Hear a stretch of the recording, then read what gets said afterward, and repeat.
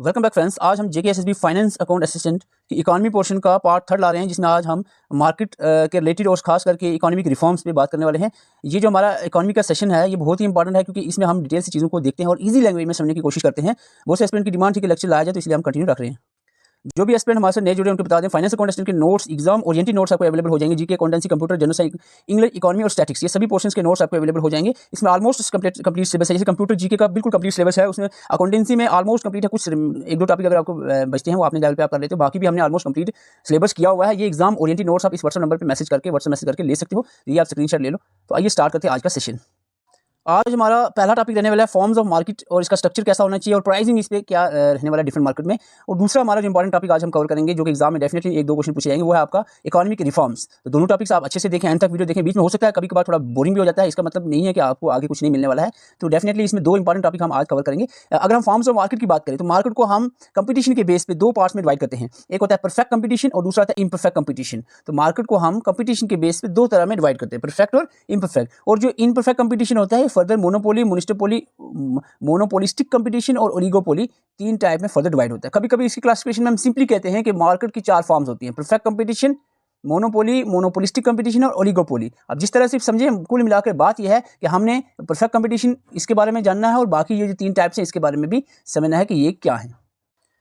Point wise हम आपको समझाने की कोशिश करेंगे। सबसे पहले हम देखेंगे परफेक्ट कंपटीशन क्या होता है, फिर कंपैरेटिव अकाउंट भी हम बताएंगे सबको कंपेयर करके, लेकिन पहले हम अलग अलग करके समझ लेते हैं। परफेक्ट कंपटीशन क्या होता है, ऐसी कौन सी मार्केट है जिसमें परफेक्ट कंपटीशन होता है। यानी एक ऐसी मार्केट जिसमें नंबर ऑफ जो सेलर होंगे वो बहुत सारे होंगे, ठीक है, बहुत सारे होंगे नंबर ऑफ सेलर, और वो एक जैसा ही प्रोडक्ट सेल करेंगे, होमोजेनियस प्रोडक्ट होगा, एक ही जैसा प्रोडक्ट सेल करेंगे। Very large number of buyers और सेलर्स होंगे, लेकिन जो प्रोडक्ट होगा वो होमोजेनियस होगा। परफेक्ट कंपटीशन की जो मार्केट होती है उसका मैं बता रहा हूँ।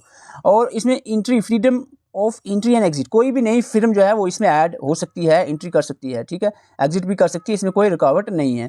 Perfect knowledge among the buyer और सेलर, इसमें डेफिनेटली बायर और सेलर में परफेक्ट नॉलेज होगी, अंडरस्टैंडिंग होगी। Perfect mobility of factor production भी इसमें परफेक्ट रहेगा। मेन चीज़ जो इसमें देखने को आपको रखनी है याद, वो है आपकी कि इसमें प्राइस का कंट्रोल किस पे रहेगा। अगर देखो एक मार्केट है, अगर इधर एक चीज़ मिल रही है 10 रुपये की, उसी तरह की दूसरी दुकान पर चीज़ 15 रुपये की मिले, डेफिनेटली ये चीज़ पॉसिबल नहीं है। अगर होमोजीनियस प्रोडक्ट है और नंबर ऑफ दुकानें काफ़ी सारी हैं और एक जैसी चीज़ें सभी दुकानें पे मिल रही है, फिर उसका मतलब क्या हुआ, प्राइस जो है सबका एक जैसा ही होगा। अब वो दुकानदार प्राइस डिसाइड नहीं कर सकते। अगर एक दुकानदार 10 रुपये की चीज़ को 12 रुपये में बेचता है तो डेफिनेटली वो दुकान चलेगी नहीं, क्योंकि दूसरी दुकान पर वही चीज़ 10 की मिल रही है, तो डेफिनेटली जो कंज्यूमर होगा, बायर होगा, वो दूसरी दुकान से 10 रुपये का खरीद लेगा। इसका मतलब क्या हुआ कि इस मार्केट में जहाँ पर परफेक्ट कंपटीशन है, जिस मार्केट में काफ़ी नंबर ऑफ बायर्स हों और होमोजेनियस प्रोडक्ट बिकता हो, एक जैसा चीज़ें बिकती हों, इसमें फिल्म जो है वो परफेक्ट कंपटीशन के केस में फिल्म प्राइस टेकर होती है। यानी फिल्म जो है प्राइस लेती है, ऐसे जो मिलेगा, मेकर नहीं होती। इसमें फिल्म जो, यानी वो सपोज में दुकान की एग्जांपल है, शॉप की, इसमें वो जो शॉप होगा वो मार्केट की शॉप डिसाइड नहीं कर सकती प्राइस को, 10 का 12, 12 का 15 नहीं कर सकती, क्योंकि दूसरी जगह पे एक जैसा प्रोडक्ट उसी सेम प्राइस से मिल रहा है, तो वो डेफिनेटली 10 पे ही खरीद लेगा बंदा जो भी खरीदने वाला हो। तो ये होता है यहाँ पर परफेक्ट कंपटीशन में जो इंपॉर्टेंट कैरेक्टरिस्टिक्स से आपके सामने है। अब हम बात करें इम्परफेक्ट कंपटीशन, और इसकी अगर हम बात करें तीन तरह का है, मोनोपोली, मोनोपोलिस्टिक और ओलिगोपोली कंपटीशन।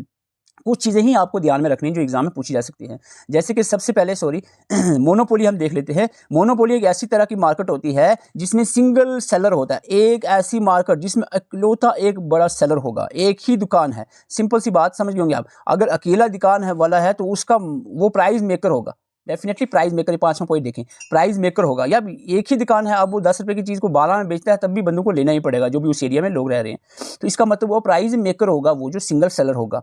और इसमें कोई भी क्लोज सब्स्टिट्यूट नहीं है, कोई भी क्लोज सब्स्टिट्यूट नहीं है। सिंपल सी बात है, सिंगल उसमें सेलर है तो सब्स्टिट्यूट कोई नहीं है, प्रोडक्ट भी इसमें सब्स्टिट्यूट नहीं होगा। इसमें कोई भी एंट्री नहीं, फिल्म जो है इसमें एंट्री और एग्जिट नहीं कर सकती। प्राइस डिस्क्रिमिनेशन यहाँ पर देखने को मिलेगा। डेफिनेटली वो बंदा अपने हिसाब से प्राइस को डिसाइड करेगा, तो प्राइस डिस्क्रिमिनेशन भी देखने को मिलेगा और प्राइस मेकर रहेगी मोनोपोली के अंदर फिर, ठीक है। तो मोनोपोली क्या होती है, ऐसी मार्केट जिसमें एक बड़ा सेलर होगा, क्लोज सब्स्टिट्यूट कोई नहीं होगा, रिस्ट्रिक्शन होगी एंट्री और एग्जिट पे किसी भी फिल्म, नई फिल्म की, और प्राइस इसमें डिस्क्रिमिनेशन होगा, क्योंकि प्राइस मेकर होगी यहाँ पर, जो भी फिल्म एक अकेली होगी वो आप डिसाइड करेगी प्राइस क्या रखना है, ठीक है। आगे बढ़ते हैं मोनोपोलिस्ट। देखो मोनोपोलिस्टिक और जो हमने फर्स्ट में पढ़ा परफेक्ट कंपटीशन, दोनों में काफ़ी चीज़ें आपको सिमिलर लगेंगी, लेकिन थोड़ा डिफरेंस है जो मैं आपको बताने वाला। सबसे बड़ा डिफरेंस है परफेक्ट कंपटीशन और मोनोपोलिस्टिक कंपटीशन में कि प्रोडक्ट जो है यहाँ पर डिफ्रेंशिएटेड होता है, डिफ्रेंशिएशन होती है प्रोडक्ट में, यानी होमोजीनियस प्रोडक्ट नहीं होते, एक जैसी चीज़ें नहीं बिकती। यानी एक मार्केट है, उसकी कैरेक्टरिस्टिक्स में हमने क्या कहा, एक मार्केट है, हमने क्या बोला आपको क्या बोला था कि एक मार्केट है, सपोज एक मार्केट है, मार्केट में नंबर ऑफ सेलर जो हैं बेचने वाले काफ़ी हैं, ठीक है, उसमें भी काफ़ी था, इसमें भी नंबर ऑफ सेलर जो है लार्ज नंबर होगा। फ़र्क यह है कि यहाँ पर डिफरेंशिएटेड प्रोडक्ट होगा। यहाँ पर सपोज एक यहाँ इस दुकान पे जो चीज़ मिल रही है उसी सेम कैटेगरी में दूसरी दुकान पे यहाँ पर लक्स की साबुन मिल रही है, वहाँ पर दूसरे के डव की या किसी और कैटेगरी में साबुन मिल रही है, सोप, तो डेफिनेटली दोनों के प्राइस में अंतर होगा। ओके, यहाँ पर फ्रीडम ऑफ एग्जिट एंट्री वहाँ पर भी था। लैक ऑफ परफेक्ट नॉलेज, यहाँ पर परफेक्ट नॉलेज नहीं होने वाली, लैक ऑफ परफेक्ट मोबिलिटी यहाँ पर रहेगी। सेलिंग कास्ट में भी फ़र्क रहेगा। यहाँ पर खास करके इंडिपेंडेंट, यहाँ पर प्राइस मेकर की बात, फ़र्क दो यहाँ पर पड़ गई है। वहाँ पर प्राइस मेकर नहीं था फिल्म, यहाँ पर प्राइस मेकर हो जाती है फिल्म, क्योंकि प्राइस किस लिए, प्राइस कैसे, एक नंबर ऑफ सेलर बहुत सारे हैं, फिर आप कहोगे कैसे प्राइस अलग हो सकता है, फिल्म कैसे डिसाइड कर सकती है प्राइस का, क्योंकि यहाँ पर जो प्रोडक्ट बिक रहा है बेशक कैटेगरी सिमिलर है लेकिन नेचर उसका अलग है। मैंने अभी एग्जांपल दिया, अगर यहाँ पर किसी और कंपनी की साबुन बिक रही है और दूसरी दुकान पे किसी और की है तो वो डिसाइड कर सकता है। अब दूसरी में किसी और कंपनी की है तो वो कहेगा ये तो 25 रुपये की है। अब यहाँ पर लक्स की, यहाँ लाइबो की बिक रही है, वो कहेगा 10 रुपये की है। तो इसमें कोई, अगर दो सभी जगह पर लक्स की साबुन ही बिक रही है तो फिर वो 10 ही रुपये की होगी सारी दुकानों पर। कोई बंदा 12 रुपये की करेगा तो वो दूसरी दुकान से ही ले लेगा, उससे जाएगा नहीं। तो उस केस में, परफेक्ट कंपटीशन में केस में होमोजेनियस प्रोडक्ट था, तभी प्राइस मेकर नहीं थी फिल्म जो दुकान थी। लेकिन इस केस में प्रोडक्ट डिफरेंशिएट है, इसीलिए जो प्राइस मेकर हो जाती है इस पर दुकान या फिल्म। मैं दुकान या शॉप आपको समझाने के लिए कह रहा हूँ, इन इकोनॉमिक टर्म में इसको फिल्म ही माना जाए, बोला जाएगा, ठीक है। ओलिगोपोली ऐसी मार्केट होगी, ऐसी मार्केट जिसमें कुछ फ्यू बड़ी बड़ी फिल्म्स होंगी और वो इंडिपेंडेंट होंगी अपनी अपनी, यानी ये प्रोडक्ट फिल्म अपने प्रोडक्ट हिसाब से बेच रहा है, इसमें सभी फिल्म जो अपने हिसाब से प्रोडक्ट बेचेगी, प्राइस मेकर भी होंगी, ये कंपटीशन में इसमें उतना नहीं होगा कोई भी। तो ये ओलिगोपोली होता है, फ्यू कुछ बड़ी फर्म्स होंगी जो कि अपने अपने हिसाब से ही चीज़ों को बेचेंगी। तो इसी चीज़ को आप कंपैरेटिवली भी देख सकते हो, जैसे ये अभी आप ले सकते हो, ये परफेक्ट कंपटीशन है, इसके कंपेयर में अगर आप मोनोपोली, मोनोपोलिस्टिक, ओलिगोपोली देखोगे तो क्या चीज़ मिलेगी। अभी जो हम सीख रहे थे, हमने कहा था परफेक्ट में लार्ज नंबर ऑफ फिल्म्स होंगी, बहुत सारी दुकानें हैं और होमोजेनियस नेचर प्रोडक्ट है, एक ही जैसी चीज़ें बेच रहे हैं। और मोनोपोली में एक यूनिक प्रोडक्ट होगा with number of no close substitute, कोई भी नहीं, एक अकेली फिल्म होगी, एक यूनिक प्रोडक्ट बेचेगा, कोई सब्स्टिट्यूट नहीं होगा। मोनोपोलिस्टिक जो कि परफेक्ट से मिलती जुलती है, लार्ज नंबर ऑफ फिल्म्स होगी, लेकिन प्रोडक्ट जो चीज़ें बेचेगी वो अलग अलग कैटेगरी सिमिलर है, लेकिन उसका जो नेचर होगा चीज़ों का अलग अलग होगा। ओलिगोपोली में फ्यू फिल्म्स होंगी और वो भी इंडिपेंडेंट फिल्म्स होंगी, ठीक है। ये हमने डिफरेंस देखा। इसमें price based on demand and supply पे ही प्राइस बेस करेगा। खुद फिल्म जो है वो प्राइस मेकर नहीं होती, प्राइस टेकर होती है फिल्म, यहाँ पर लिखा हुआ है, ठीक है।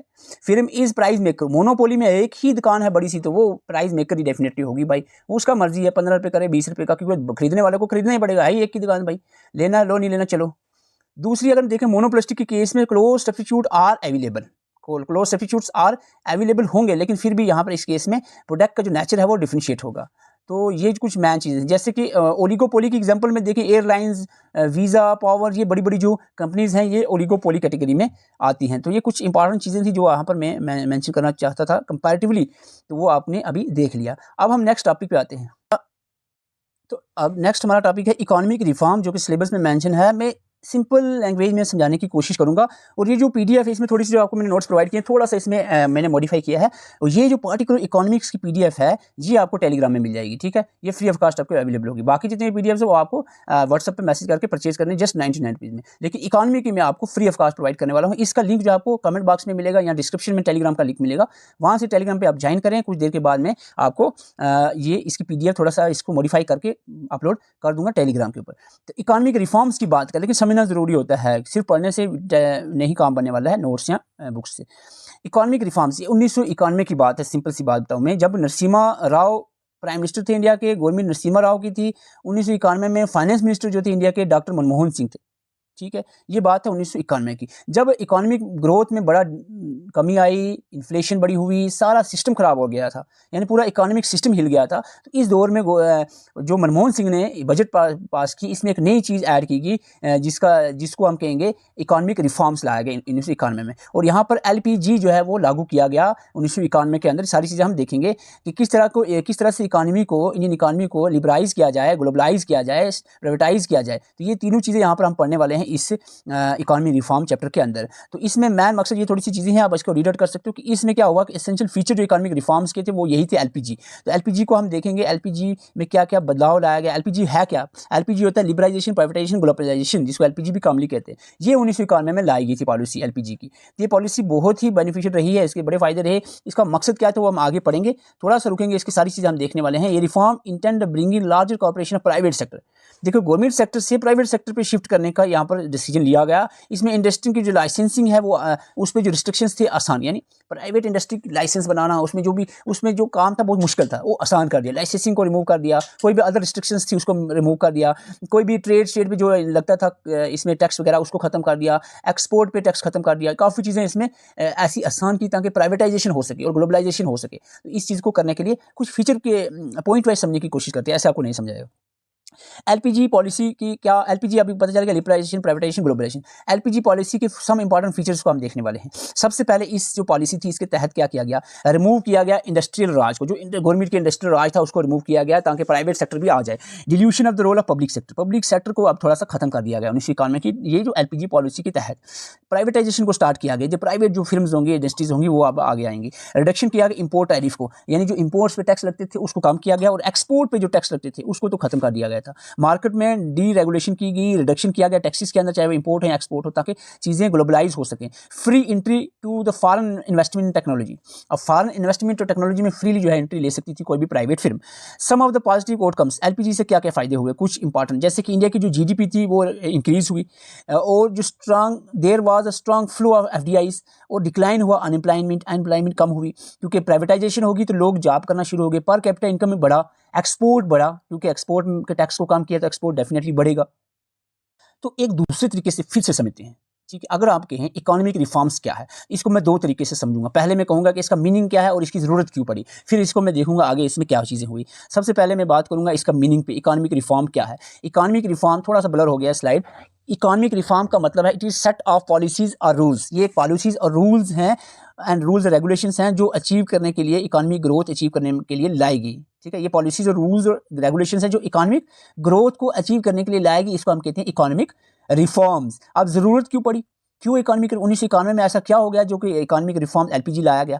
पूर परफॉर्मेंस ऑफ पब्लिक सेक्टर यानी गवर्नमेंट सेक्टर में जो इंडस्ट्रियलाइजेशन थी वो उसकी परफॉर्मेंस बहुत पूर थी।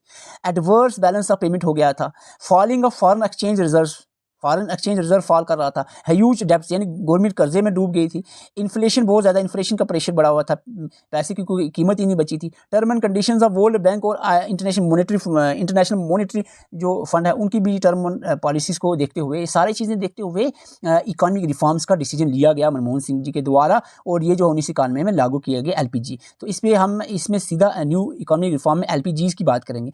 एक्चुअली में इसमें एलपीजी में 3 पिलर्स थे जो अभी हम बात कर चुके हैं, pillars of economic reforms. There are 3 pillars of economic reform जिसको एलपीजी कहते हैं, that is liberalisation, privatisation and globalisation.